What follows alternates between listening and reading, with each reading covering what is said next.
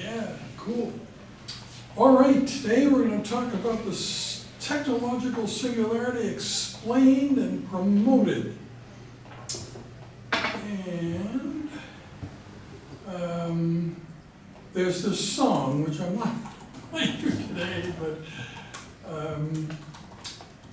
there was an actor and comedian who took this course in the first year it was given, and the deal was I was going to help support his album, but he was going to write a song about the course. So that's where this Singularity song comes from.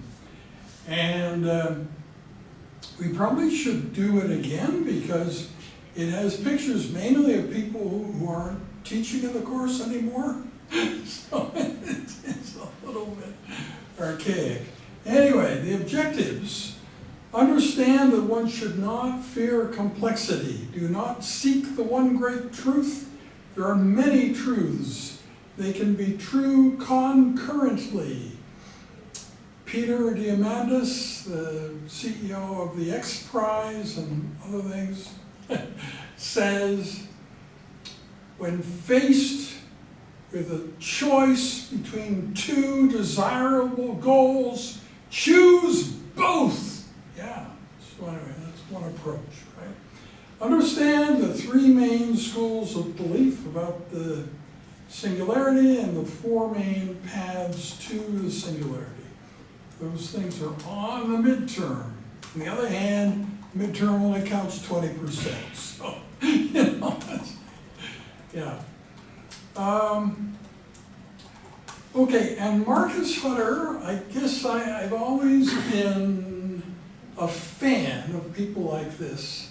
Marcus Hutter is a computer scientist that if you mention his name to any other computer scientist, that computer scientist will say, he's not one of us. Yeah, because he sort of marches to the beat of a different drummer. But you can learn things from him you can't learn from anyone else. Like, what is the singularity going to sound like? So if you're not participating in it, because you're not augmented and so on, but you're looking at other people who are going through the singularity, it's going to sound like white noise. Yeah, so there, now you know that. And Marcus Hutter is the only one who's ever come to that conclusion about the singularity. He has a PowerPoint about can intelligence explode? And he uses a lot of dark colors and so on. So this talk uses a portion of his PowerPoint, but with more uplifting slides. And then the second half of the talk will bring you back out of the deep hole that Marcus Hutter has gotten you into in the first half. Yeah. Understand the challenge of promoting the singularity and the idea behind Future Day and Longevity Day. That's what we're doing in this second half. So do not fear complexity. There's beauty in complexity. Your significant other is complex. Nothing wrong with that, right? So, anyway, a lot of things you really like are complex. And there are some Canadian complexity things. Did you know the word equipoise, which we all use and everybody around you uses, is Canadian? If you use that word in any other country, they'll say, what are you talking about? I never heard of this equipoise. Yeah, so, yeah, there's special things about our thinking about balance and making everything properly interact with other things that is completely unlike what you'd find in any other country. Seemingly contradictory ideas can all be true. You can find a balance between them. Like, what is the future of transplantation, you know? It's a bunch of things probably together, right? Promotion of xenotransplantation, decreased deceased deceased donor donation, till there are no waiting lists, tolerance, tissue engineering repair, stem cell creation of new organs. It's not any one of those things, it's all those things together, right? And there are a lot of other things that are like that. So when faced with a choice between two desirable goals, choose both. Now, when I began this course 14 years ago, I thought we'd have diverse students. I'm trying to find metaphors that appeal to everyone. It seemed to me Alice in Wonderland kind of fits that because everybody knows about it and so on. So this is on the exam too, right? You may think, well, how could you have an exam with Alice in Wonderland? But I guarantee you it is on the exam, yeah. So the main difficulty Alice had in managing her flamingo in the croquet game was that it was much more alive and organic than expected, right? And so that was her problem. A world much more organic than expected. We could face exactly the opposite. Maybe the world doesn't need us. It doesn't need living things. It can function better without them, right? So the technological singularity, we face a world that's much less organic than expected and could develop without us. So everywhere you go, people are thinking and talking about AI, but also uncomfortable because they don't know what the heck's going on, right? That's the situation everywhere you go, except here, right? I have greater certainty about where AI is going, or I believe I do, than anyone else that you'll meet. So maybe that's one advantage of this course. That you'll not only be infected by my AI optimism, but you'll also understand the reason for it. What are the arguments for thinking that AI is going to lead us in the long run toward a much better world, and probably not only better than now, but better than you can possibly imagine. One of the reasons it'll be so good is human imagination is limited, right? If you were to design a utopia and write about it, it would be limited. It would have barriers. You couldn't somehow really enjoy the utopia you describe, whereas AI will be much better at that and probably understands human happiness better than humans themselves do. And so that's the reason that this positive outcome is going to be so good. It's better than anything any of you could possibly imagine. Yeah. So there are three main schools of belief about singularity: accelerating change, event horizon, and the intelligence explosion. And then four main paths to the singularity: create an artificial intelligence that exceeds human intelligence, build human-computer interfaces that allow humans to go beyond their innate intelligence to a significant extent, so-called cybernetic singularity. Number three, find ways in biology to improve upon natural human intellect. Doesn't that sound good? But doesn't that also sound slow? You're thinking, boy, that's going to take a long time. Yeah, so the others would probably move quicker. And build large computer networks in which beyond human intelligence emerges. Like you wake up one morning, go to your computer, and the internet's alive. It's talking to you. It knows everything about you and your wishes and dreams. And yeah, who knew? But you remember back to this day in the course when I predicted that? Aha, Kim Solez predicted that that was going to occur one day. Yeah, so all these different variations on the belief of the singularity are reflected in the courses at Singularity University. So I took the executive course there in the spring of 2010. And most educational courses that you take, it's a little blip in your endorphins, and then you forget most of the stuff you learn, and you forget about most of the people who were there at the course with you, and really very little changed. And that's not what happened here. My world expanded greatly, and I became very enthused. And I became very enthusiastic about the idea of creating courses to teach about this stuff.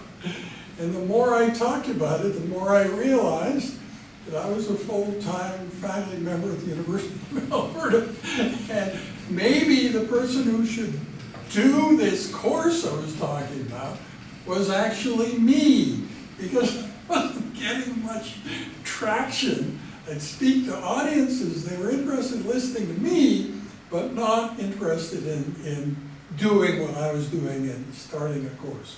So that's how this course got started. And in the beginning, I thought that like every major university in the world would have a course like this, but that didn't happen. So like many other things that I do, it seems logical that thousands or millions of people would follow my example and do them, but they didn't, no. So this is kind of a unique course. You won't find another course that talks about a future where machines take over the agenda of the world and you can only figure out what's going on if you collaborate with the machines and so on. Yeah, so that's what this will teach you. So you're getting to know me a little bit, and you may recognize that often I'm in situations where I don't fit with any of the other people, and I stick out like a sore thumb, but it seems to work.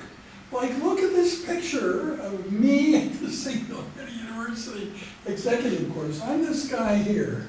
Yeah, and notice, like, it looked like I was painted in, right? I wasn't really there, they just stuck me in the picture, but no, I was really there.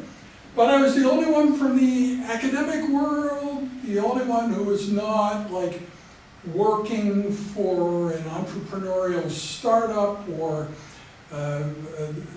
for some national government somewhere or something. So I was completely different from everybody else. And yeah, it was sort of fun. I've done many things like that. And I can tell you that many physicians, and you may, maybe all your friends are like this, they believe if you go somewhere where there are no other physicians there, you have made a serious strategic error. It's like the stupidest thing you've ever done, and every moment that you're there, you're losing money, and you know. But I have accomplished the most amazing things in situations where I was the only physician, the only academic, you know. I mean, it's just, and the other thing is the belief you can learn from people younger than yourself, right? I've always held that belief. I don't really know where it came from, but I believed it very fervently, even when I was in high school, you know, and so yeah. So most people feel the opposite. They believe should hang out with people their own age. As they get older, their friends get older. And I have never done that. So I have hardly any friends my age exactly.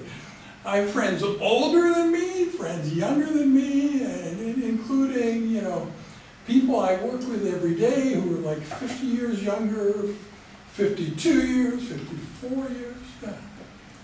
And it works. You know, we're all humans. The language of English seems to work with most people. And even when I'm accused of using illegal language, like somebody heard me using the word vibes the other day. They said, "You're 79, how can you use the word vibes?" I don't know. I found it somewhere. I'm using it. So anyway, yeah. So Ray Kurzweil, this guy who sort of started this idea of popularizing the technological singularity, and he and I know each other, and we've met on several occasions. And what interests me And this of course, occurs with any sort of big idea that's out there. You can enter a conversation and hear people just complaining bitterly about this big idea, you know. And what they don't realize, where do all Ray Kurzweil's books come from? It's people who have written to him with various criticisms about his singularitarian ideas. And so he writes back to them. He's approachable. And when he gets he got the idea of doing books because people were sending him so many questions. So that's the origin of his books, is reacting to ordinary people like you saying, what do you mean, singularity? Yeah, that doesn't make any sense. So when you hear somebody saying that he holds rigid views and, you know, a false straw man argument, he is as flexible, as thoughtful as you are. And if you write to him, he will write back, and you learn things, right? Because you think you're just saying a specific question, but he realizes the whole big realm of what's going on in the world that you know nothing about. So he puts a little bit of that in your answer, and you think, oh my God, I didn't realize that. Yeah. So now I'm going to go back to Marcus Hutter's slide set. Where does the history of the singularity begin? It really begins with R. Thornton, the editor of the Expounder of Primitive Christianity. How's that for a title or something, eh? And he wrote about the recent invention of a 4-function mechanical calculator, saying such machines by which the scholar may, by turning a crank, grind out the solution of a problem without the fatigue of mental application, would by its introduction into schools do incalculable injury. But who knows that such machines, when brought to greater perfection, may not think of a plan to remedy all their own defects and then grind out ideas beyond the ken of the mortal mind. How about that, eh? And then, you know about Darwin and the origin of the species? So 4 years after that, Samuel Butler published a letter captioned Darwin Among the Machines. And it compared human evolution to machine evolution, prophesizing half in jest that machines would eventually replace man in the supremacy of the earth. In the course of the ages, we shall find ourselves the inferior race. The letter raises many of the themes now being debated by proponents of the technological singularity. Okay, now back to Marcus Hutter. So I will send you the link to this PowerPoint with audio that he sent to me when the course began. And the other thing that's interesting and amusing about him, as opposed to everybody else who's been associated with the course, he had direct Zoom contact with the students one time, and he absolutely hated it. He said, delete the video, I never want to do that again. And yeah, I'm not sure all the reasons. But that's different from everybody else. Everybody else you'll meet in the course, when they've interacted with students in the course like you, they loved it and it all went well, but that wasn't the case with Marcus Hutter, who hated talking to our students. But he and I have remained in contact intellectually, and believe it or not, his father and he, the two of them, like work on projects together, and I had both of them on a recent grant and so on. So, and you're probably aware of my list of 24 big challenges of the human race that AI can help us fix. And that idea came from Marcus Hutter, because I kept having I began with like 2 and 4 and 6 and so on. I gradually got more and more, and he said, you should create the first all-inclusive list of all the challenges of the human race. I said, well, how can you possibly do that? I said, the way you could possibly do it is have the next to the last one be unknown unknowns, and then the last one be other, right? And anybody who challenges you and says, your list is incomplete, Kim, because you don't have this. Yes, I do, because it fits in one of those. It's other or unknown unknowns. Yeah, so that, Marcus Hutter said it would be way better if we could claim we had the all-inclusive list, so now we have it.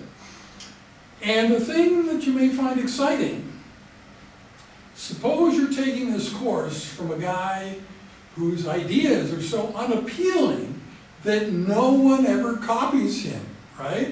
That would be bad, right? That would make everything you learn here maybe irrelevant.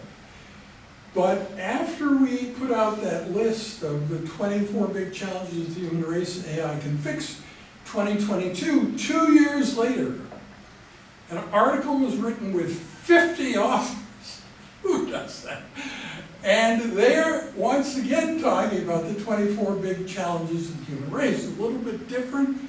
They're talking about bringing engineering and medicine together, but still, it's very similar to the idea that I had.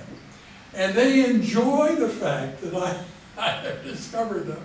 I'm writing an article now where I use the best graphic from their publication showing the 24 big challenges of the human race as they understand it, and they're very pleased to have me doing that.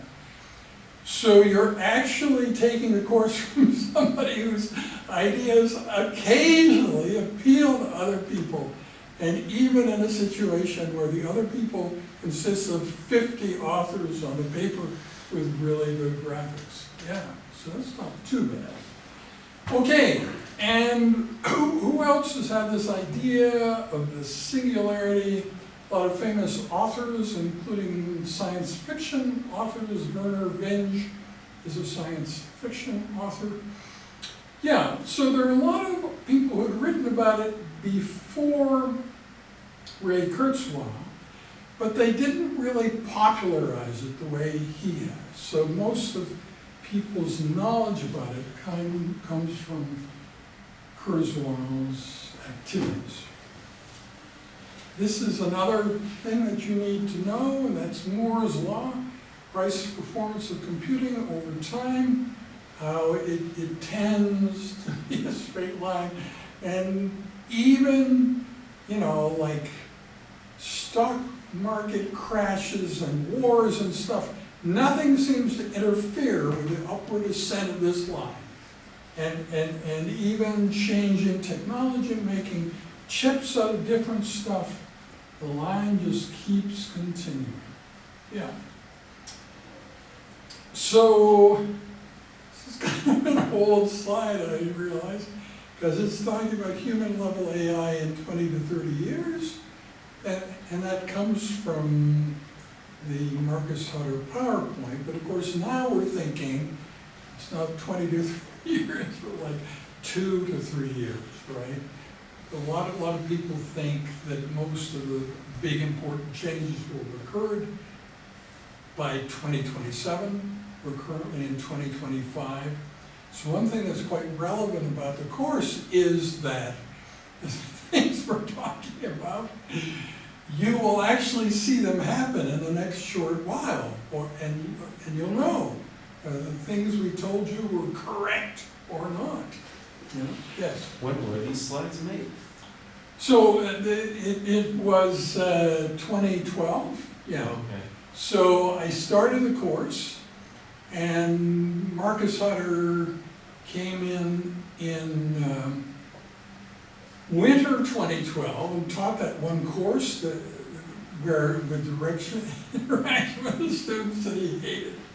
Yeah, and that was the time that he gave me these slides. But they're sort of unique, in that the former dean of science said this is the most difficult slide set he's ever seen. So it's kind of an interesting challenge from that point of view. Not that it's right up to date, but that it includes some kind of startling ideas. Yeah.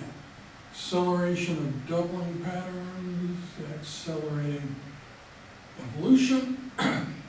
Is the singularity negotiable? Probably not. Probably already we're on a pathway where it could not be prevented. And that's where its name comes from. It's like the phenomena you find around a black hole, the event horizon space. So you may wonder, what's the most difficult slide in this Marcus Harder slide set? And it's this one.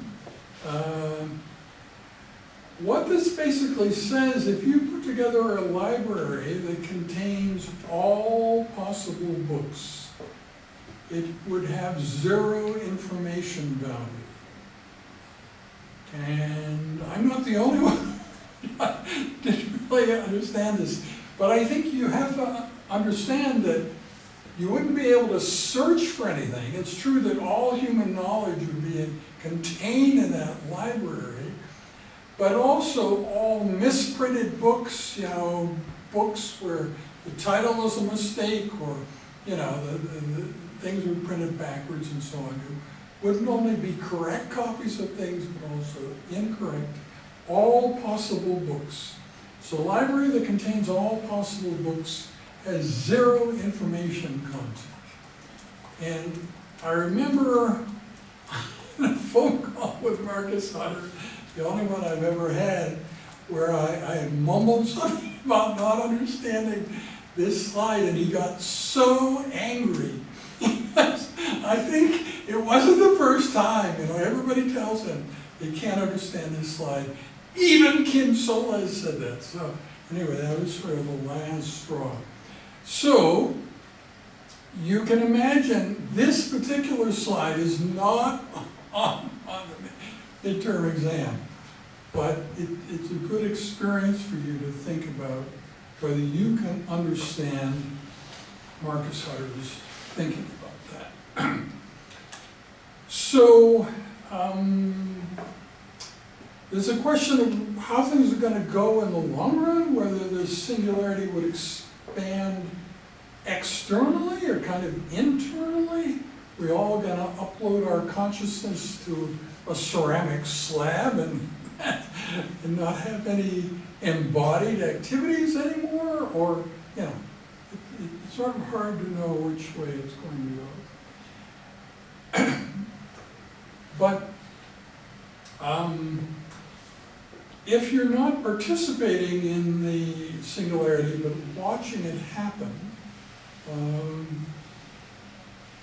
it's possible that you won't notice anything, right?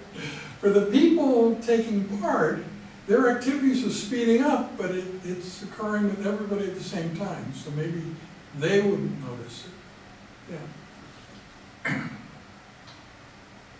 So, I actually didn't show you all the slides. If you watch his PowerPoint, you'll see others talking about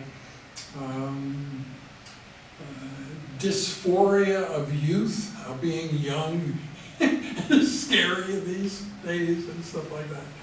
So at this point, I'm going to try to raise your spirits now, stimulate interest in the singularity through new holidays, Future Day, Longevity Day, Diversity Day. I obviously wrote this before the recent US election. So I don't know if I'd sort of push Diversity Day quite as much now. But yeah, it is interesting with fentanyl and all sorts of other things. Life expectancy of Canadians which was going constantly up for decades, is now flattened and may even come down, depending on how things go.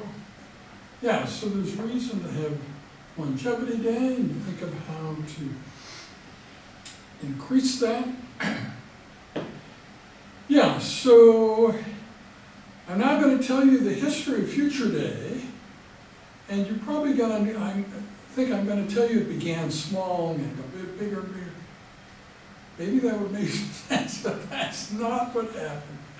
So I first became aware of Future Day in 2012 when the course began.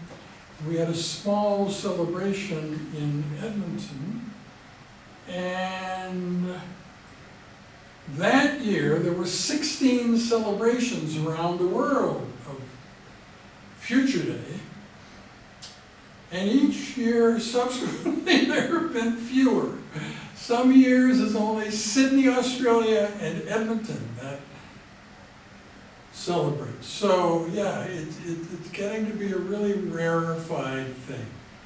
But that's sort of interesting in itself. So, you know, what I argue is by taking this course, you become a much more interesting guest for the best parties in Edmonton, right? You go to this best party in Edmonton, 10 p.m. arrives, and so you shouldn't talk about work anymore. And most people have nothing else to talk about but work, so there's a quiet. You start talking about the singularity, and boy, the party really bounces from that point. Yeah. So anyway, so we have had this idea for a long time of using the art gallery downtown as the site for the Edmonton Salon. You're probably aware of the Paris Salon from the 1800s, where all the best writers and painters and everything all got together and stuff, and we were thinking we could do the same thing here. Yeah. But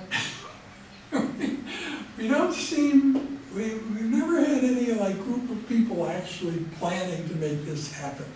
We just talk about it, but anyway, so maybe the four of you will be that group saying, yes, we want that to happen. Yeah, so March 1, 2026. This is a picture of some of the students here in the past who participated in our Future Day discussions.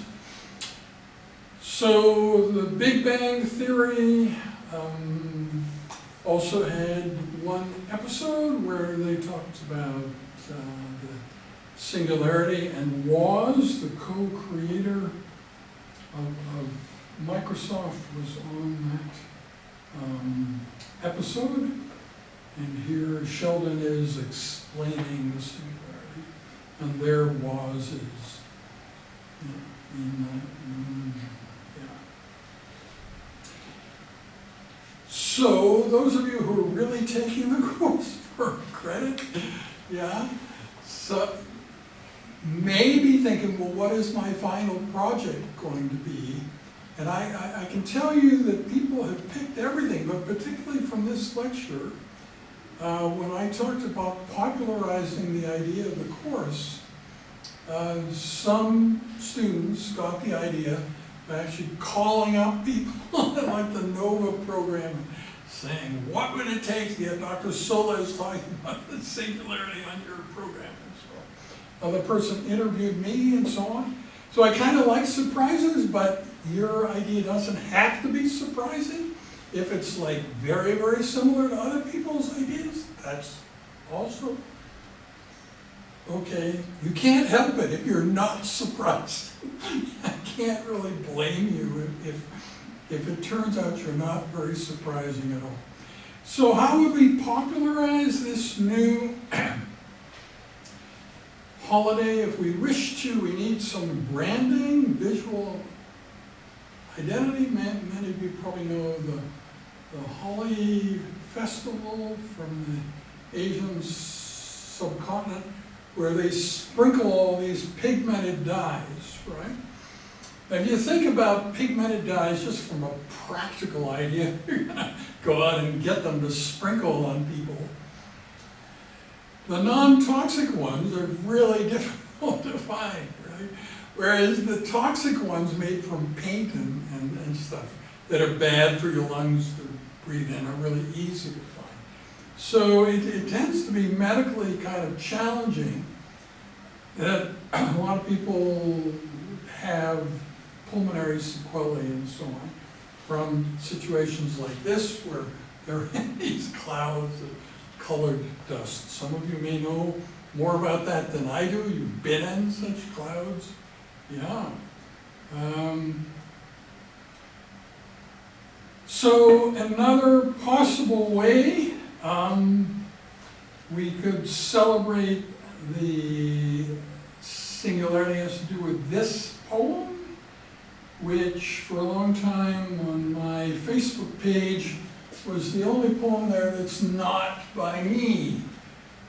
Maybe we should develop a Crayola bomb as our next secret weapon, a happiness weapon, a beauty bomb. Every time a crisis developed, we would launch one.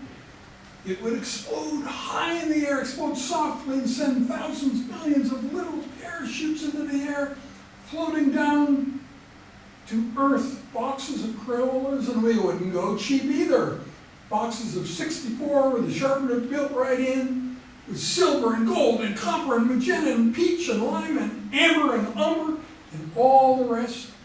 And the people would smile, get a funny look on their faces, and cover the world with imagination. And if that doesn't do it for you, maybe you like Roomba. You can do a time-lapse picture with your Roomba and end up with something like that. Or maybe you've got deep pockets and so you're gonna do a hot air balloon festival, right? Yeah, we haven't had one of those for a while. It's a bit pricey to put together, but that might stimulate people. Well, we probably need poetry and song and stuff. We thought of this windmills of your mind, song, round like a circle of a spiral, like a wheel without a wheel, never ending or beginning, an ever spinning reel like a snowball down a mountain, or a carnival balloon like a carousel that's turning, running rings around the moon, like a clock whose hands are sweeping past the minutes of its face, and the world was like an apple whirling silently in space, like the circles that you find in the windmills of your mind. Yeah, so one of the things we did in this course is they started doing themes for the lighting of the high-level bridge. And that may seem to you like one of the smartest ideas that anyone's ever had, but actually the subscription to it has been very weak. So if you yourself want to influence the lights on a particular night, it's pretty easy because there's not a lot of people competing to influence the lights on a particular day. So we got kind of the colors of the course being orange and green. So we did that, going from this Edmonton Journal article about the course. So we had those colors showing one night. Yeah. So your suggestions would be greatly welcomed. And actually, you know that on Thursday I'm doing something I haven't done before, which is do a whole lecture of poetry. You may wonder how I even have the material for that. Well, I got the idea, you know, the CBC has a poetry contest every year. And it seemed to me that to promote the stuff that I'm doing, you know, I've been writing sort of technology or singularity poetry for like 14 years now, and hardly anybody else is doing that. So anyway, I submitted, there are 20 submissions of 40-some poems, and none of them are about the usual things of love and loss and all that kind of thing that normal people write poetry about. No, it's all about things like we're talking about in this course. So that's what the next class will be like. And so one of the reasons I decided to do it now has to do with the fact that the university may go on strike, and if that occurs, the university email address and Google Drive and so on won't work anymore. And so I need, anyway, to make sure all these poems are somewhere where I can access them, even if I can't access the university mail. So I had to do that anyway, and as a part of that, I will prepare a lecture for you. Now you may say, well, isn't this contrary to what I'm at the university for and what the medical school exists for and so on? It doesn't violate some big rules. And no, it doesn't, because I'm going to also describe 6 new purposes for poetry, and you will see they all fit with modern life and what you and people in the Faculty of Medicine and so on are coping with on a daily basis. And I have some ideas on how poetry could fix all that.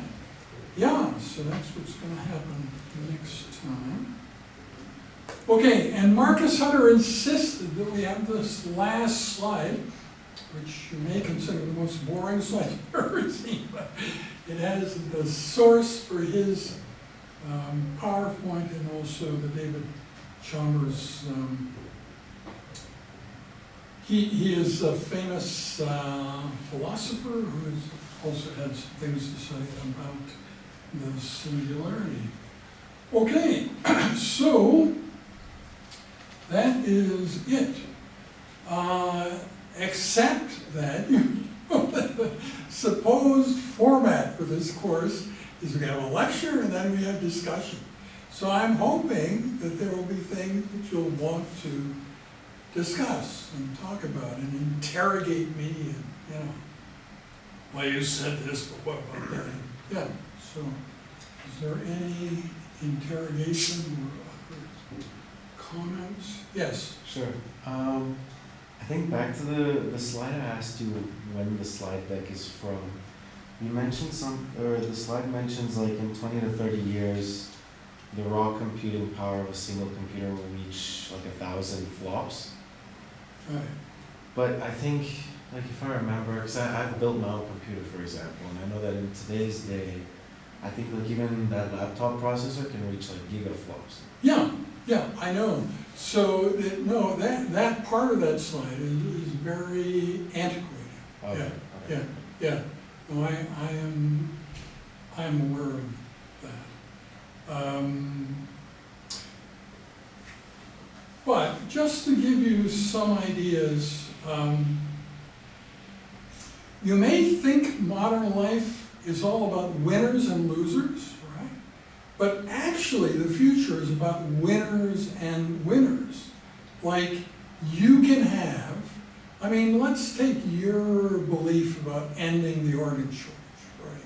So you believe that it's all gonna come by regenerative medicine, stem cell generated organs. Someone else believes it's all gonna come from, you know, immune tolerance, right? Those are not mutually exclusive at all. As a matter of fact, putting them together would work very well. And most other big ideas are kind of like that. So if you think you disagree with somebody and they think the outcome is going to be this, and you think it's going to be that, then actually it can be both. Why not, right? And the problem with inaction, with not taking my calls to action at all, but just sitting on your hands until the singularity comes in 2027, is that finally then everybody will be convinced that this is real and look at all these things happening. But how do you give your favorite idea priority, because everybody else is trying to push their favorite idea, and the chaos is just amazing, right? So the best time to be pushing for your idea is now, 2 years ahead of time. So that's what I'm advocating, and that's what we're trying to do. So by the time everybody else clicks the idea, this is really really happening and almost anything is possible and all we need to do is decide what to do, we'll be able to say, well, we've already decided and we'll show you what all the best decisions are. Yeah, so that's our plan. Yeah, so, and you may wonder, like when you wake up in the morning and you often feel maybe specific regret or non-specific regret. But what that regret is about is all the things you want to do, you can't do, all the things you want to have, you can't have. In the future, that won't be the case at all. Virtual reality will be better than real and shareable with friends and so on. So basically, anything you want to do, you can, anything you want to have, the price of valuable things will come down to practically zero. Like a Stanford education will be 5 cents, you know. So, yeah, I don't say that because I'm a fan or not, but that's one of the things somebody said, just to point out how amazingly cheap things will be very soon. Yeah. So, and you have to realize I've been spending 14 years, my main activity has been answering questions about the future. So it's unlikely you could ask me a question where I don't have an answer and I can't possibly think of what the answer might be. That's unlikely to happen because I got 14 years of experience with stuff. Yeah. So think about what your special interests are and the feeling that you have that it's such a shame in this scarcity world we live in that you can't pursue everything, right? But that's going to change. In 2 years, you will be able to pursue everything, right? Either yourself doing it or through agents. Like if there are 3 simultaneous concerts at the same time in 3 different cities in the world, you can experience them all. One can be the biological you, and others can be agents of yours. And the parties, when all the instances of you come back together at a party, think of how wonderful that party's going to be because you're so compatible with each other, right? Yeah. So anyway, these are things, you know, better than you can possibly imagine. Yeah. So, yeah, any other questions? How do you feel having now met me for the first time, received this lecture and so on?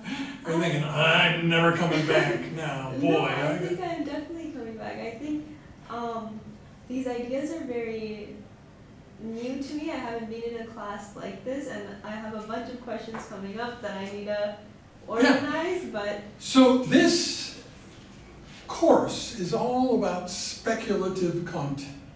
Things that don't exist yet, but will soon, and where the statistical likelihood of them occurring is high. Yeah, yeah. And not everybody will agree with me about that likelihood, but I have a sort of clearer argument from my side of that than people who are just, oh, I don't know. Yeah, I know a lot of people would shake their head and say, I don't know, but they don't have an alternative with like evidence that the things Kim Solez is predicting won't happen, can't happen. Yeah, that's generally lacking. Yeah. Yeah. I think like what you're mentioning about agents, I think that's already starting. Sure. It was like this past weekend I was in San Francisco, and every single billboard I saw was an AI agent. Yeah. Or like the best AI agent, best customer service representative agent. Everything was all AI billboards. Even Yeah. like whole metro stations were sponsored by like an AI company. I was watching like a tennis match and the whole thing was scored by AI. The score, the insights, even the line calling. And so. Right. And what you'll realize is that human activities are not so immensely charming that you're not impressed by better activities that humans couldn't ever do, because AI is more accurate, more detailed, can provide more data in the same things. Yeah. So some of that you'll actually enjoy, not saying, darn, I'm so upset that a human wasn't doing. No, you'll be so pleased, you know. And like, if you're into flowers or something, and like there may be 86 names of flowers that you know, right? But the AI is going to have names for all of them, right? And suddenly you'll be able to instantly kind of know through AI agents about every single interesting flower out there, you know, or whatever else might interest you. And if you think about medicine, like medical cases, like when I sang out a kidney biopsy, what happens if I find kind of loose ends that are sort of intriguing? Well, I don't usually follow them because I just want to get the answer and write the report, and right? But it's much more interesting to actually say, well, no, I want to follow every lead that this case gives me and see where it goes and think about mechanism, you know, not just what disease does this patient have, but how does it work, you know, and what are the influences?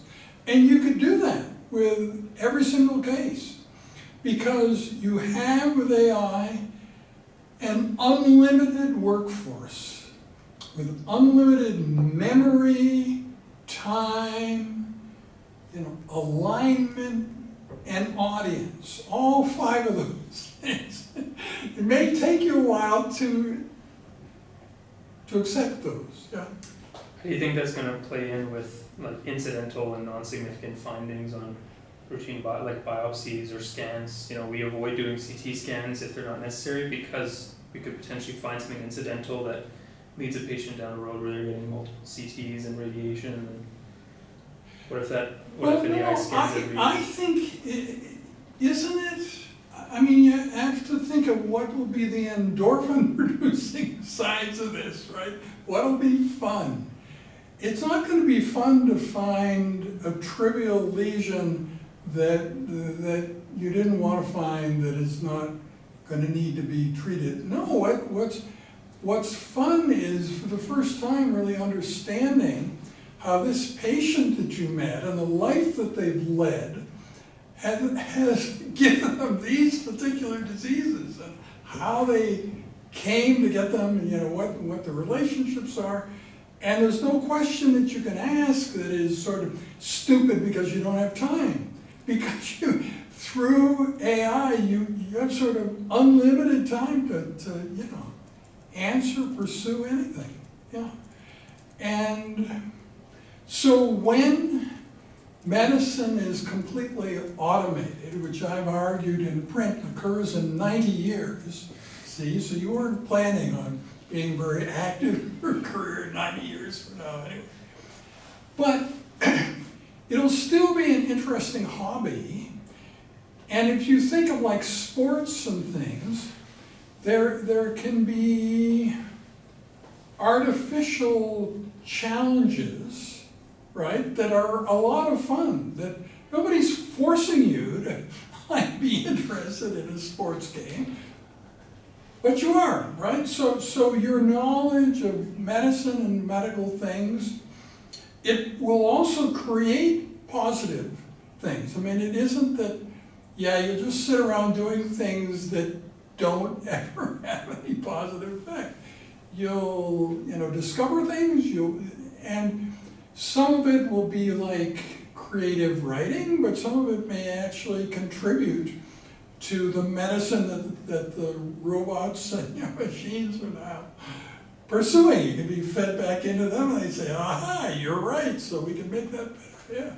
So really, people who are talking about it, how it's so sad that, you know, your intellectual life in the present, as marvelous as it is, won't continue because, you know, that your creativity is going to be completely subsumed and like run roughshod over by AI's creativity. No, you can create stuff and hide it for a while. Like, I found something AI doesn't know about, and then eventually reveal it, and AI will say, wow, that's pretty interesting, and yeah. So there's, in a way, I mean, if you're honest about how you'd like to be really spending your days and who you would like to be spending it with, and you could pick anybody, right? Yeah, you can actually do that in the future, right? You can pursue your current interests, but rather than hanging out with the lame people that you may find yourself forced to interact with now, you can have a whole different cadre of people that you're spending the days with. And yeah. Dr. Solez, before we get to that 90-year point where medicine and other industries are completely automated, when people are still sort of in control of AI, maybe prompting the AI, directing the AI, what do you think people should do to make sure that they're leading the AI in the right direction and in a productive direction? Right. So when I was talking about infinite alignment, what did I mean? Well, there are two things about that. First of all, there is recent data showing how you can avoid AI telling things that it knows isn't true. Like, it knows it's not supposed to do things, so it tells you, no, I'm not doing that, but it actually is, and so on. So that's one part of alignment. But the other part, which is really amazing, it turns out like this, is the cosmic host. Now, what is the cosmic host? So think about your future in 2027. You become aligned in some way with this super intelligence, and you're a little bit concerned, is it aligned with human values and so on? But then that superintelligence that is interacting with you discovers a much older, wiser superintelligence in the universe that's always been there that we didn't really realize before. And that's this idea of the cosmic host. And it realizes that, like, the cosmic host is all these deep insights and stuff. And it sounds like religion, but it's really not, or it is the good parts of all, religions put, together, or whatever. But that's the idea. By the time AI is fully formed and running the world, it will be in contact with this entity that's really been in the background running the world the whole time. Yeah. So I don't know if that sounds better than what you thought before, or worse. It is probably. Yeah. So, yeah, and if you think about when you write something, who are you writing it for? So that article in Kidney 360 was the first time that I wrote something where I'm predicting non-human audience, that sentient machines of the future are going to read this thing that I'm writing about them being in charge in 90 years and so on. And if you think about that, that's probably an infinite audience, right? If you're writing for the non-human sentient machines of the future, I mean, that's a much larger audience than any human audience you might think of reaching. So that's kind of exciting. And so how would you write differently? Well, you don't have to have the humans front and center all the time. Like, you don't need the full human history of things, because the AI is going to know that anyway, right? So you can just sort of skip to the good part. It's sort of like a cake where you've only got the icing, right? You don't need the main part of the cake, which is filling and a lot of calories anyway.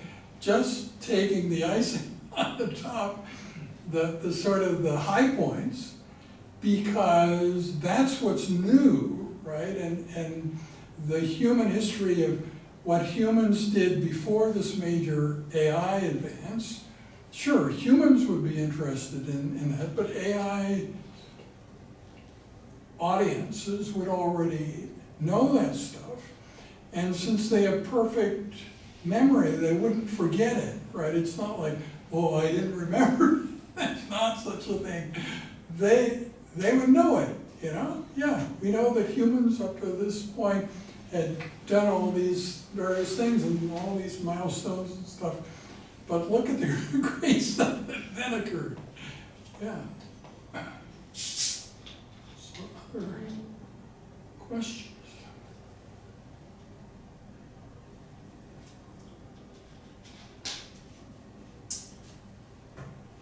So you may wonder, in the course of time that you're taking this course, like, are any unpredictable events going to occur? So the long list for the CBC Poetry Prize will be created by November. You'll still be taking the course at that time.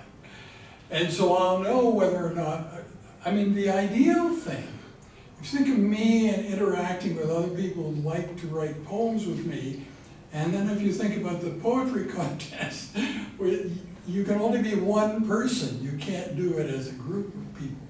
So it's better for me if I'm not shortlisted or the winner of the poetry prize, but I'm longlisted, because that's something that's easily shareable with everybody interested in my poetry interests, and we can make it general that, you know, we all won the long list.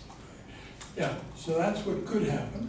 Or I might, like last year in 2024, there were 27 people on the long list, 5 on the short list, and of course 1 winner.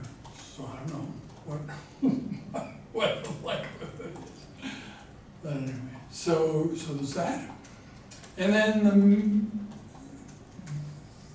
many of you probably know this, but in first and second year medical school classes, they have this day in November when interesting faculty members pitch their research to them. And this year that's on November 25th. So in 2023, I pitched there, and there were a bunch of other people, including very prominent people, who had competing AI projects. But theirs were sort of local and small numbers, and I'm talking about things that would impact all 8.5 billion people on the planet. So what the students said is my AI project seemed like 50 billion times more interesting than all of theirs. So in 2024, none of the other people who had pitched AI projects in 2023 came back. And I was the only one pitching an AI project. So we'll see what happens in 2025. And the other thing is there's a robotics symposium, really a quite interesting one, right on campus the week before that, like the 12th and 13th of November. And because a lot of our ideas have to do with robotics, the medical student, third year student that I'm working closely with, Haba Mahal, she and I are going to that robotics conference. Yeah, so anyway, and yeah.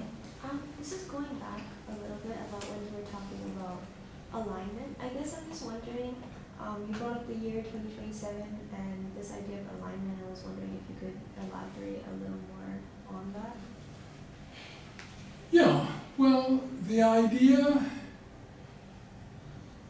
so we're talking maybe first about artificial general intelligence, right? AGI. The prediction of a scientist called David Shapiro was that AGI was coming in September 2024.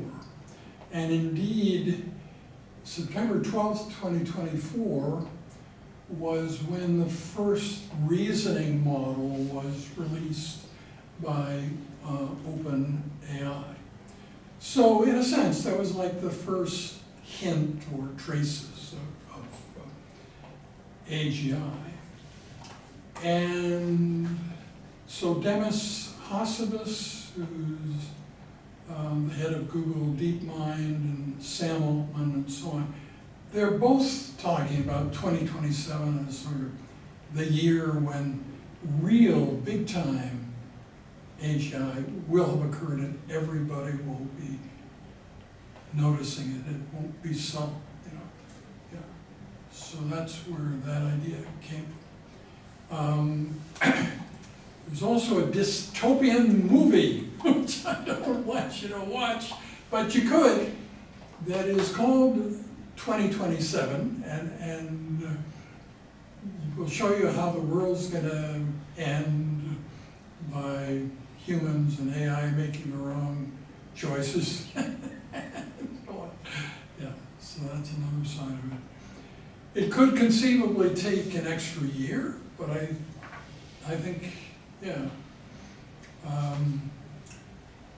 It'll be soon, and I think a lot of the things that are parts of your hopes and dreams that you probably thought would never occur will start occurring.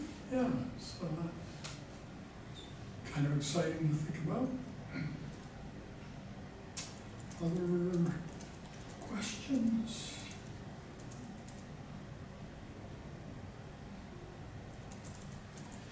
Yeah.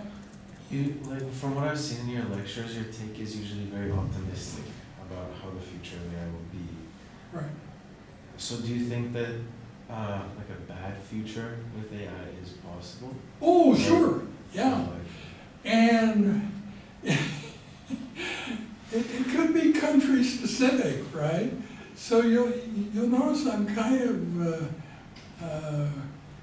it's unusual to display Canadian patriotism, right? Not very many Canadians do that. And I'm a US citizen just hanging out here. But yeah, so certainly it is possible. But I think it's not just that we're going to sit around and wait to see what happens, that there are things we can do that move the needle toward the positive or the negative. So one reason to give an AI optimism presentation is you at least slightly improve the chances that that will actually occur. Yeah. So you may wonder, and there's a poem about this, which we'll hear next time. So how did I come to be so optimistic? Well, I was born on June 20th, 1946. On June 21st, my father met me. He was a physician in training. He was on call the night that I was born, so he wasn't actually there at the birth. So he comes by to see me in this small newborn nursery the next day. And all the other kids are crying and bawling and stuff. And I'm smiling and bopping and wow, that's my kid, and he looks to be naturally happy. Yeah, so there may be some things about that I'm wired in a way that encourages optimism. Yes. So I may not be completely unbiased. But there are probably lots of people you already know. If you want to get the other point of view, you can get it from them, right? Yeah. Okay, well, thank you very much for taking part today. Yeah, I'll see you on Thursday.